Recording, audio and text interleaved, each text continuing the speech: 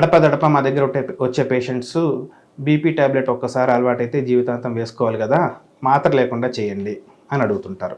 Unfortunately హాస్పిటల్కి వచ్చి BP ఎక్కువైంది అని అంటేనే కొన్నేళ్లుగా ఇంటి దగ్గర బీపీ ఎక్కువ ఉందని అర్థం.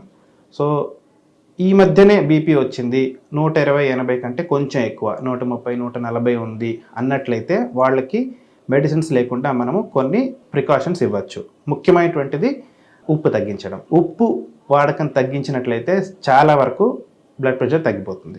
సో మనం అవసరానికంటే ఎక్కువ ఉప్పు వాడతాం కూరగాయల్లో కానీ, లేదంటే నిల్వ ఉంచే పదార్థాల్లో కానీ, లేదంటే బయట దొరికే ప్యాకెట్స్లో ఉండేటువంటి ఏ చిరుతిండుల్లో కానీ అన్నిట్లోనూ ఉప్పు ఎక్కువ ఉంటుంది. ఎందుకంటే ఉప్పు ఉన్నట్లయితే చెడిపోకుండా ఉంటుంది.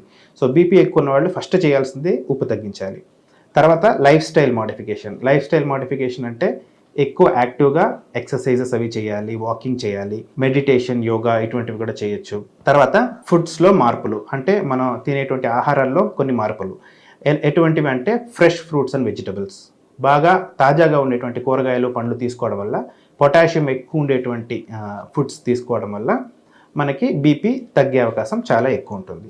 ఈ 3 ప్రూవెన్, అంటే ఉప్పు తగ్గించడం, డైట్ ప్రాపర్గా చేయడం, ఎక్సర్సైజ్ చేయడం. ఈ 3 చేసినట్లయితే స్టార్టింగ్లో ఎక్కువ ఉన్న బ్లడ్ ప్రెషర్ని మనము ట్యాబ్లెట్ లేకుండా నయం చేయడానికి ప్రయత్నం చేయొచ్చు. జీవితాంతం వాడాల్సిందేనా అంటే మీరు అలవాట్లు మార్చుకున్నట్లయితే క్రమేపీ బీపీ తగ్గించుకొని ట్యాబ్లెట్ లేకుండా చేయొచ్చు.